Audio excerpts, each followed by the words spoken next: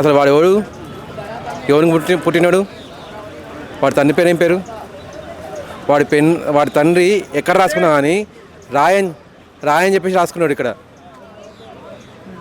వాడు ఒకవేళ తండ్రికే పుట్టినోడు అయితే వీడు ఎందుకని రాయని పెట్టుకోలేదు, ప్రకాష్ రాజ్ అని చెప్పేసి ఎందుకు పెట్టుకున్నాడు పేరు. వీనికే అనుమానం అన్నట్టు వాడి తండ్రికి పుట్టిండా లేదని చెప్పేసి, అందుకని వాడు రాయని పెట్టుకోకుండా రాజు అని చెప్పి పెట్టుకున్నాడు, ప్రకాష్ రాజ్ అని చెప్పేసి. అటువంటి నీచుడు మళ్ళీ హిందూ మతంలో వాడు కాదు వీడు. ప్రకాష్ రాజ్ అని పెట్టుకున్నాడంటే హిందూ మతం వాడు అనుకుంటే పొరపాటున కూడా సరే హిందూ మతంలో ఉన్నాడు కాబట్టి తనకు దేవుడు ఏదైనా తప్పు చేసి ఉండేమో, తనకు కావాలనుకున్నది ఇవ్వలేదేమో, అడిగింది చేయలేకపోయిండేమో, ఆ కోపంతో చెప్పేసి ఏమైనా అనుకోవచ్చు. అలా కూడా కాదు, వీడు క్రిస్టియన్ క్లియర్గా. మొన్న వాళ్ళ తల్లి చనిపోయినప్పుడు క్రిస్టియన్ పద్ధతిలో చర్చిలో ప్రార్థన చేసిండు. వాడిని అడిగితే ఏమని చెప్తాను, నా తల్లి విశ్వసించేది, నేను దాని గురించి వెళ్ళిన, నాకు దాని మీద ఇష్టం లేదని చెప్పేసి. అవునరా, నీ తల్లి చచ్చిపోయిన తల్లి విశ్వసించింది అని చెప్పేసి నువ్వు పోయి చర్చలో ప్రార్థన చేసుకున్నావు, మరి మేము విశ్వసించే రాముని గురించి మాట్లాడే హక్కు నీకు ఎవడిచ్చిండు? ఈ దేశం రాముని దేశం, రామరాజ్యం అంటారు. ఇప్పుడు కూడా మాకు కావాల్సిన రామరాజ్యం రావాలని చెప్పి అంటాం. ఎక్కడైనా ఏ రాజకీయమైనా కదుపు చెప్పేది ఒకటే, మేము ఎప్పుడైనా టార్గెట్ చేసుకునే రామరాజ్యం రావాలని చెప్పి అంటారని చెప్పి. అదే రాముని మీద టాపిక్ పెట్టేంత ధైర్యం నీకు ఎట్లా వచ్చింది? అంటే నువ్వు పాకిస్తాన్లో బంగ్లాదేశ్లో లేవు కాబట్టి ఇంత ధైర్యంగా మాట్లాడుతున్నావు.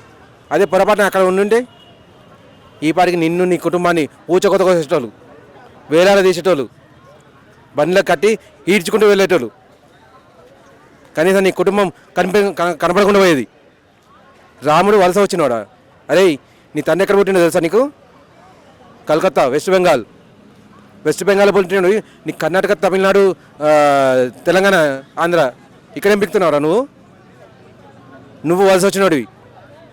వలస వచ్చేసి ఇక్కడ ప్రకాష్ రాయ్ అని పేరు పెట్టుకుని నడవదు అని చెప్పేసి ప్రకాష్ రాజు పెట్టుకున్న పేరు. అంత నీచుడు నువ్వు. ఇక్కడ మా తెలుగు వాళ్ళు అనేది నటనను చూసి నేను మెచ్చుకొని అందరం ఎక్కించారు.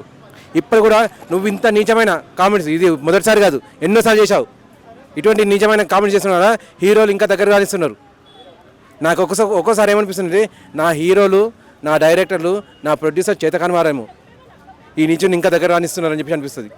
నాకు వాళ్ళ స్ట్రెంత్ మీద అనుమానం కలుగుతుంది. నీలాంటి వాడిని ఇంకా చూపించుతున్నారని చెప్పేసి. అసలు నీలాంటి వాడిని నీ Aadhaar card, ration card, pan card ఇటువంటి ఏమైనా ఉన్నా అని మొత్తం నాశనం చేసి సముద్రంలో వదిలి రావాలి. నీలాంటి వాడు సముద్రంలో దిక్కులని చావజావాలి. అప్పుడే కానీ మేము మా ఆచారాలు మరోసారి ఇంకో దాన్ని మాట్లాడాలంటే భయం పుట్టదు. మీలాంటి వాళ్ళకు నీలాంటి వాడిని శిక్షించాలి, కఠినంగా శిక్షించాలి. మా హిందువులు సోదరులకు నేను చెప్పేది ఒకటే, భయ్యా ప్రకాష్ సినిమా వస్తే ఎవడు కూడా చూడకండి. ఫస్ట్ మనం వెళ్ళేయడం మొదలు పెడదాం. మన హీరోలు భయపడుతున్నారు, పొరపాటున వాళ్ళు చెప్తే క్రిస్టియన్ వాళ్ళు ఏమైనా అనుకుంటారేమో అని చెప్పేసి మన స్ట్రెంత్ చూపించాం. క్రిస్టియన్ వాళ్ళు కాదు, ఇక్కడ హిందువులే ఉన్నారు, ఈ దేశం ఇంకా హిందూగానే ఉందని చెప్పేసి మన స్ట్రెంత్ మన హీరోలకు తెలిసేలా చేద్దాం. పేరుగా ప్రకాష్ రాజ్ లాంటి వాళ్ళకు బుద్ధి రావాలంటే, ఇంకొకరు ఇట్లా మాట్లాడకూడదంటే మీరు ఏం చెప్తారు? కోచి కారం పెట్టాలి, క్లియర్ అంతే. ఎక్కడ కోచి కారం పెట్టాలి, ఎక్కడ కనిపిస్తే అక్కడ.